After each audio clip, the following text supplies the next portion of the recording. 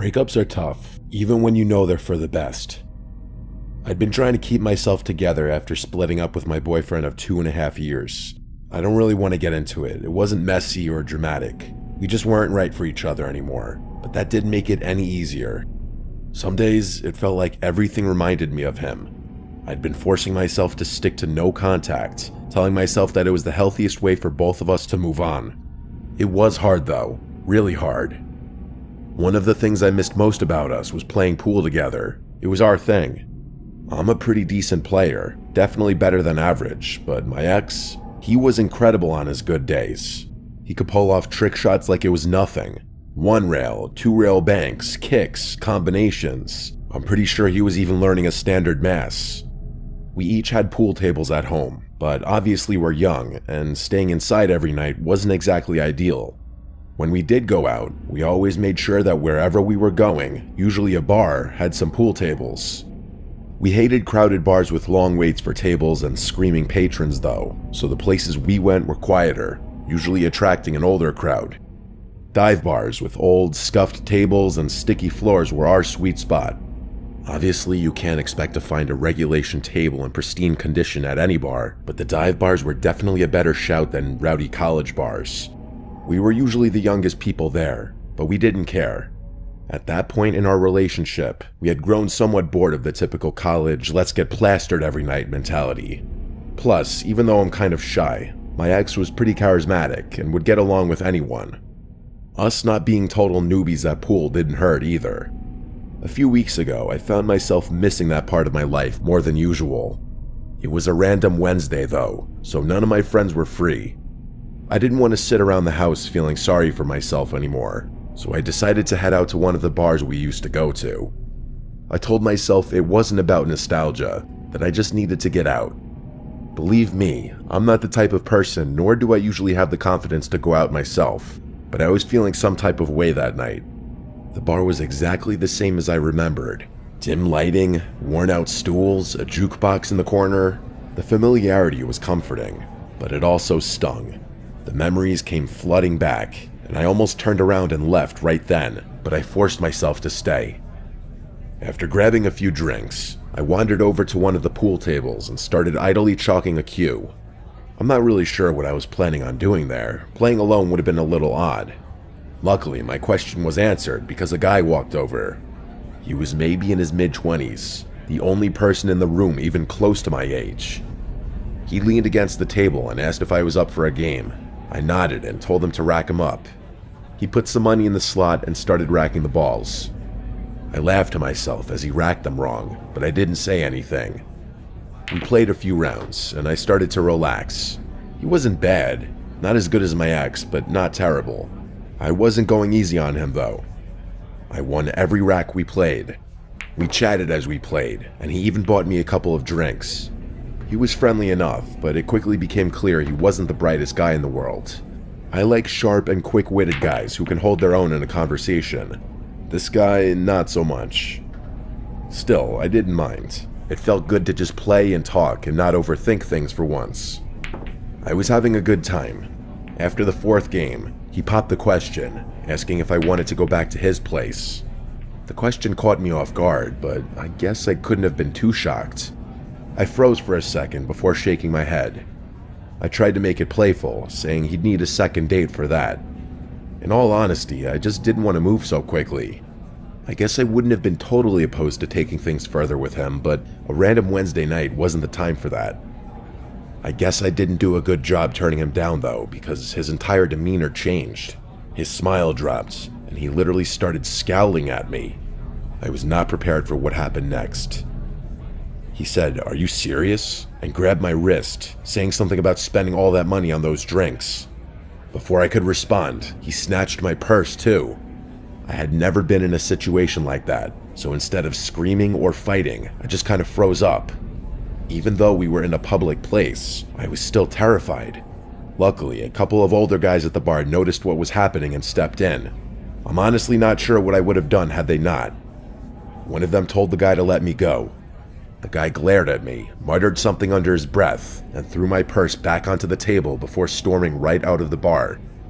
My heart was still racing. and I thanked those guys profusely for helping me out. That was it for me though. I called an Uber and left the bar, still kind of shocked and trying to process what had just happened. I decided to close my eyes in the Uber. I must have fallen asleep because the next thing I remember is the Uber driver gently waking me up. We were parked across the street from my house. I thanked him, got out of the car, and started walking toward the door. As I rummaged through my bag for my keys, I impulsively checked my phone for the first time since leaving the bar. That's when I saw it. That god-awful notification, AirTag found moving with you. I nearly dropped my phone. My hands started to shake as I rummaged through my purse, tossing aside my wallet and makeup until my fingers brushed against something unfamiliar.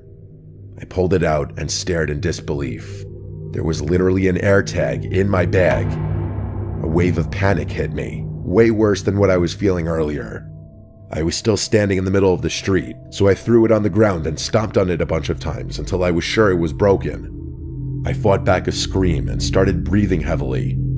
The cold wasn't helping. I needed to get inside. I looked around frantically, but the street was completely empty. Whoever had planted the AirTag, probably that guy from the bar, would know exactly where I was. Maybe not my exact house, but the street for sure. The houses on my street are large and spaced out, so he'd definitely be able to narrow it down.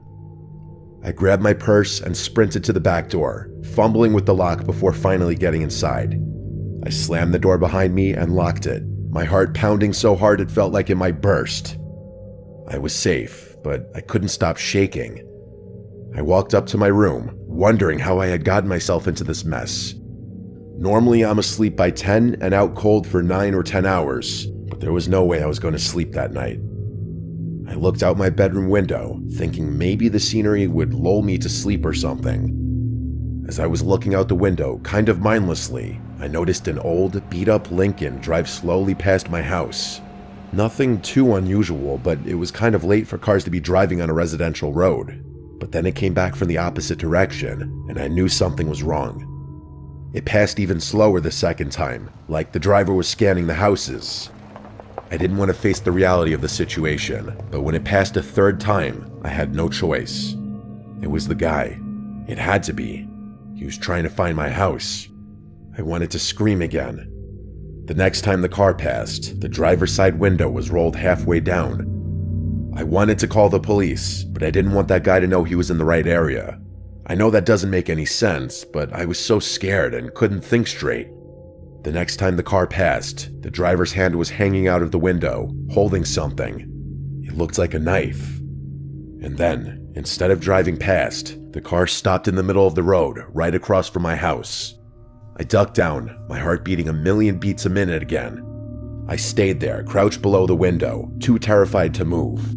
By the time I looked up, the car was gone. I waited for what must have been an hour, but it didn't come back. The next morning, I told my parents everything. My dad scolded me for not calling the police, but I told him I was too scared to. He called a buddy of his, a police chief, to ask for advice. His friend said there wasn't much they could do without more evidence or the car's plate number, which I hadn't been able to see. His friend told us to call the police immediately should we ever see that car again. I didn't leave the house for days. Even now, I'm really scared that he's waiting somewhere and he's gonna see me enter or exit my house again. I haven't seen the car since though, so maybe the nightmare is over.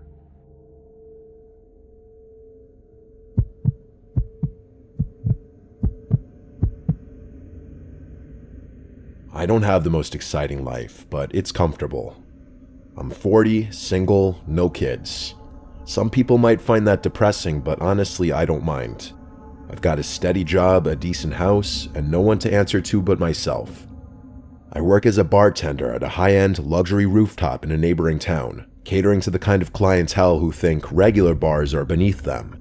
I don't live anywhere near that level of luxury myself. My place is in a pretty middle-of-the-pack neighborhood, about 20 minutes away, but working there has its perks.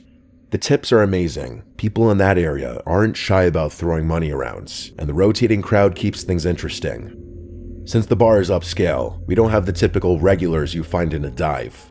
I like that. I never quite liked how close some customers would get with me, or any other bartender for that matter. Maybe that's just me though. I like to keep to myself. I should probably mention that my name's Kevin. That'll be important later. It was a Friday night, our busiest night. The place was packed as usual, with groups of friends clinking glasses, couples on date nights, and a few folks who probably wandered in just to feel important. I always like playing a mental game with my patrons. I try to figure out which ones are pretending to be something they're not. You can tell a lot about people by the way they order a drink. The ones who ask for complicated cocktails are usually trying to impress someone. The ones who order a whiskey neat, they've had a day. I had my eye on a couple at the end of the bar who were down to their last sips of wine. It's always better to offer a refill before they wave you down. I was in my groove, mixing drinks and chatting with customers, when I noticed someone walk in who definitely looked out of place. I clocked the guy immediately. He was clenching his teeth and scowling like he was furious. He had jet black hair that wasn't combed and sat like a bird's nest on his forehead. He was wearing a blank black hoodie under a faded leather jacket, which looked like it hadn't been cleaned in years. There were stains all over it, but none of that was as unsettling as his face. Like I said, he just looked so angry. He made a beeline for the bar, but he didn't sit down. He just stood there, staring at me. I wondered to myself how he had gotten past the doorman in the lobby. I cleared my throat and asked if I could get him something to drink, trying to keep my tone neutral despite the weird vibe he was giving off. He didn't answer right away, which was strange. He just kept glaring at me like he was getting ready to swing. Finally, he muttered that he wanted a double shot of Jaeger. I nodded, grabbed a glass, and poured the shot. Jaeger isn't a drink we pour often here. Most of our patrons are likely to ask for something a little higher quality. But hey, if someone wants Jaeger, I'm not about to question their taste. I set the glass in front of him and moved on to serve a few other patrons. When I came back to charge him, he tossed crumpled cash onto the counter. That also threw me off. Hardly anyone pays in cash at this place. Again, though, it wasn't my place to judge. The guy didn't say anything as I rang him up, and I was ready to move on when he spoke again. I still remember his exact words. "I knew I'd find you here, Kevin." I froze. My eyes snapped to his as I scrambled to process what he just said. I put the glass in my hand down and demanded to know how he knew my name. I didn't want to make a scene, so I kept my voice low, but I hoped he got the gist of how serious I was. He didn't answer my question, just stared at me with the same angry intensity. Finally, he said, "I know what you did." Before I could ask him what he meant, he turned and walked towards the elevators. I wanted to yell something or chase after him, but I decided against it. I was on the clock. I couldn't just neglect my job. Instead, I just stood there for a moment, completely thrown off.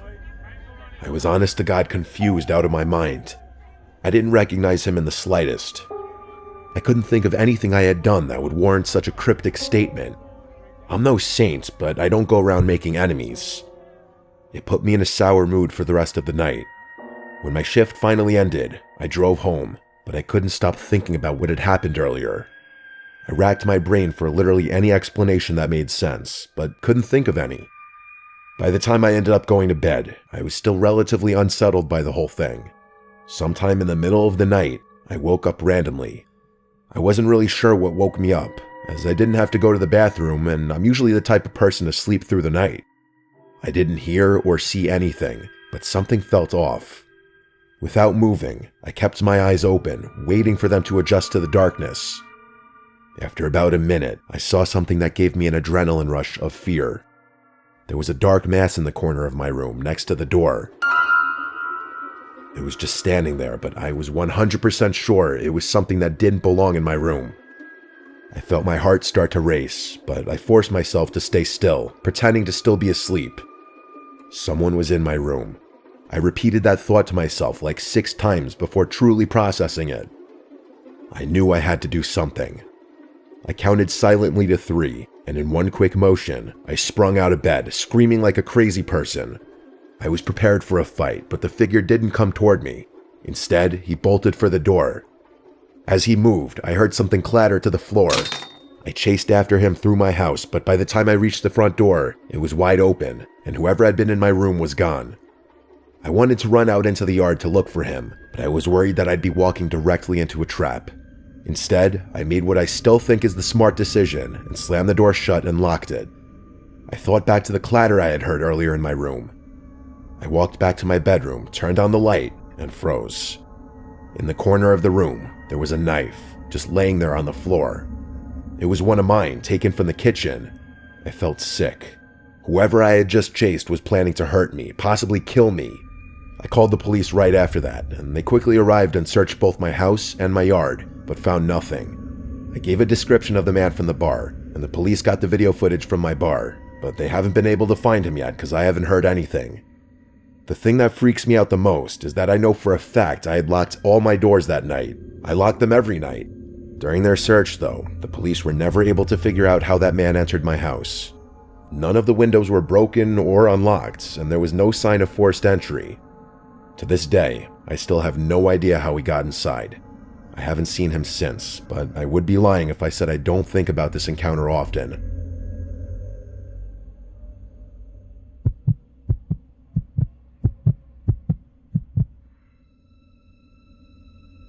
I work as a bartender at a bar and restaurant in a suburb just outside Baltimore. I'll do my best to explain the layout so the story makes sense. It's a busy place with a unique setup. There are no waiters, just bartenders like me and the cooks in the back. If you want to find food or non-alcoholic drinks, you have to order them at the bar, and when everything's ready, you grab it from the counter. I'm not sure why things are done that way, but I guess it had something to do with management being cheap and trying to avoid hiring waiters. Either way, it keeps things fast-paced, which I actually like. For whatever reason, the place is really popular, even though I personally don't think it's anything super special. The atmosphere is lively most nights, with great music, a buzzing crowd, and a standing area near the DJ booth where people gather to dance and chat. The constant flow of customers and the high-energy vibe make the job fly by. I love meeting and talking to new people, so the gig is perfect for me. I would probably lose my mind if I had to wait long periods of time between serving guests, but that's just me. I bet some people are the opposite. That particular night started off like any other. It was a weekend, so things were going to be super busy. I was ready. After a certain time, the bar started filling up with people. It looked like more of a younger college crowd that night, which meant more dancing, more spilling, and a rowdier environment in general. Oh yeah, and worse tips, which kind of sucked for me. This one group of kids just kept on ordering round after round of tequila shots faster than I could line up the salt and limes. It's always chaos when they take over the bar. One of them was so plastered he used the same pickup line on me like 3 times. I was running around doing my thing when I noticed an elderly couple walk in and sit down at the booth in the corner of the restaurant. At first glance, there was nothing strange about them. I just thought it was interesting that 2 people that age would want to come into a rowdy place like this. I didn't have too much time to think about it though, so I went back to work. Fast forward maybe 30 minutes to an hour. I was halfway through pouring a line of gin and tonics when I noticed the couple again. My hands kept working, muscle memory taking over, but my brain was stuck on them for some reason. That's when it hit me. They were just sitting there motionlessly. They hadn't ordered anything either. No food and definitely not any drinks I would have remembered. I looked a little closer and realized that they weren't even looking at each other. They were both fixated at the wall next to them. From what I could tell, it didn't look like they were talking either. It was the strangest thing. I was beyond curious, but the bar was slammed, and I had too much to do to spend time wondering about it. I figured they might be waiting for someone or didn't realize how the place worked. Maybe they were waiting for a waiter to take their order. When I finally had a break, I decided to check on them myself. I walked over to the table and put on my most polite smile. As I approached, neither of them turned to face me. They were both still staring at the wall like statues. I cleared my throat and asked them if they wanted anything to eat or drink. The woman didn't even flinch. She kept staring at the wall like I hadn't spoken at all. The man turned his head slowly, like he was moving in slow motion. When his face came into view, I felt a chill run through me. His skin was pale and wrinkled, and his eyes were almost sunken into his face completely. He didn't speak, just stared at me and shook his head once, firmly but silently. Something about the way he looked at me made my stomach twist. I muttered something in response and quickly returned to the bar. I had the weirdest feeling in my gut after that. Those people looked like they didn't even belong in this century, let alone this bar. I didn't look over at that booth for a long time. Eventually, things started to die down a little, and I remembered the couple. I glanced over impulsively, and I nearly dropped the glass I was holding. Both of them were staring directly at me now. I made direct eye contact with the woman, but she never averted her gaze. I don't think I'd ever been more uncomfortable at my job than I was in that moment. I looked away and pretended to be busy, trying not to freak out completely. By the time I glanced back again, the booth was empty. I was relieved. I was just glad that they were gone, as mean as that sounds. By the end of the night, I was still thinking about the whole thing. As I wiped down the bar and closed up with my coworker Karen, I decided to ask her if she saw anything strange. She's, I guess, what you would call a vet. She's been working there for years and prides herself on noticing everything and everyone that comes through the doors. When I asked her about the couple, she gave me a confused look and said she didn't know what I was talking about. I looked at her blankly and told her I was talking about the elderly couple that was sitting in the corner booth. She shook her head and told me she didn't remember seeing anyone like that. She then jokingly asked me if I was hallucinating, which got a playful laugh out of me, but on the inside though, I was losing it. I knew what I had seen. I asked her if she was sure, and she crossed her arms before listing at least 10 random people who had ordered food that night and what they were wearing. I laughed again and complimented her memory, but like I said before, I was dying on the inside. By the time we locked up, I started doubting myself. As I walked to my car, I noticed something that made me nearly drop my keys in fear. Across the street, there were 2 dark figures standing under a lone streetlight. I knew it was them. I wanted to scream, but the sound wouldn't come. I didn't wait another second. I jumped into my car, locked the doors, and sped out of the lot without another look. The drive home was awful. I was trying not to break down the whole time. I just kept repeating, "Oh my God," over and over. I had so many questions. Had Karen somehow missed them? Were those people even real? Was I going insane? I couldn't explain it. I thought I was going crazy. I wish this story had a resolved ending, but it doesn't. I never saw those people again. I never got any kind of explanation. I don't think I ever will.